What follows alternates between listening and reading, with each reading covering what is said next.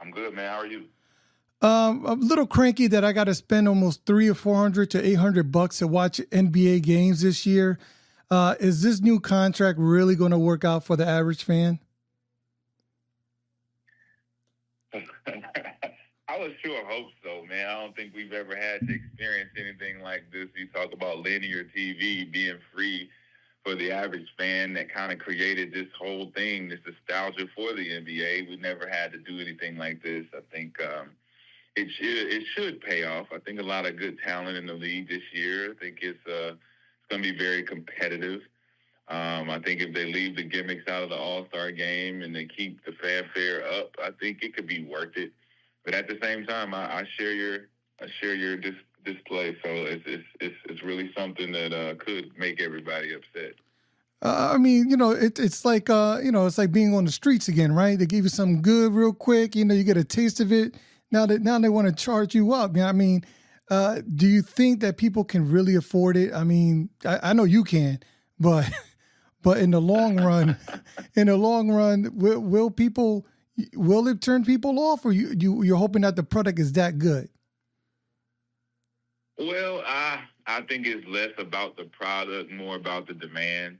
I think that when you start doing these broadcasting deals and they start throwing more and more money, it's more about the eyeballs and the advertisements more than it is about the actual fan and the pleasure and pleasing the fans. So I think the fans just need to understand that regardless of the product, if you really love the game, you're going to watch it. You're going to figure out ways to watch it. And I think that when you can do certain things to watch the game, whether it's paid full price or not, the product is going to be the product. At the end of the day, it's just about how much you love the game, and if you love it, you're going to watch it.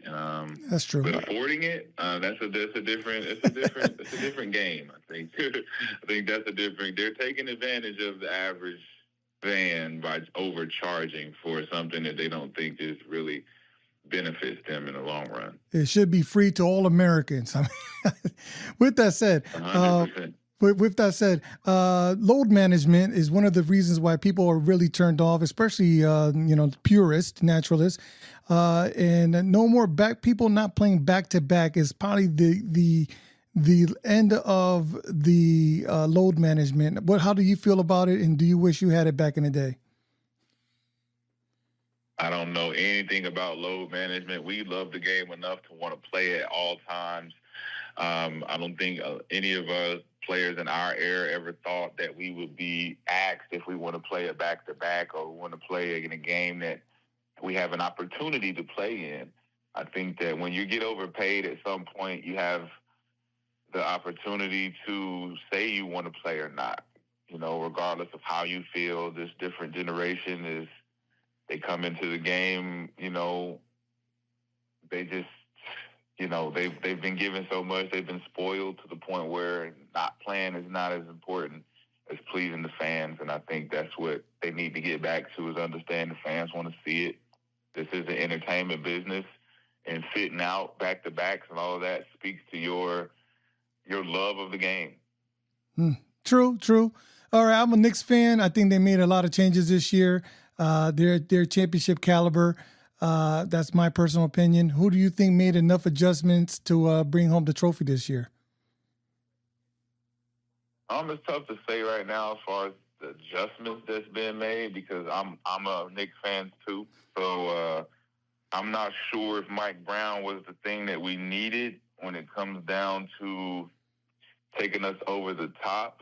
I think we were right there. Thibodeau mismanaged that whole situation against the Indiana Pacers. But if I was to say a team, it would be Spurs, making the deep run, trying to take it over the top with that young team. If not them, OKC, they have a good chance of returning back to glory just because of the formula they created. But outside of that, you're probably looking at someone like the Cleveland Cavaliers.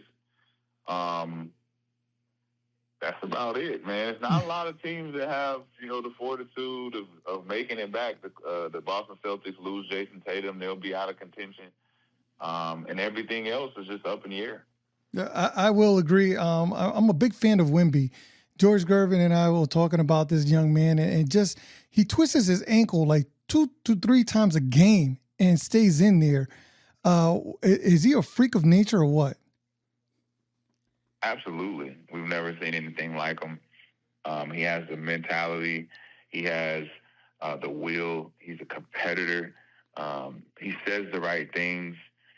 He's the ultimate prototype when you talk about coming into the league. When he was 16 years old, he was, bossing up on Rudy Gobert and friends. So he has the path. He has the journey. He went and trained with Monks this season. He trained with Akeem Olajuwon. He already has a trajectory of greatness, so he just needs to keep going. That's one of these things that people don't get, is especially the young people, is it's the time that you put in off the court that leads to on the court. Has AAU really taken that away from that, because they teach, the step back, the crossover dribble versus Euro style, which they really just teach the basics and hard work? I wouldn't say that it's AAU that's done it more than I would say it's the actual coaching. The coaching has gotten lazy. It's been infiltrated by money. They're all greedy now. They all take shortcuts, teaching kids the bare minimum. When I was coming up, AAU was about the foundation of the game. It taught us how to play together. It taught us how to play hard and compete against the best talent around in the country.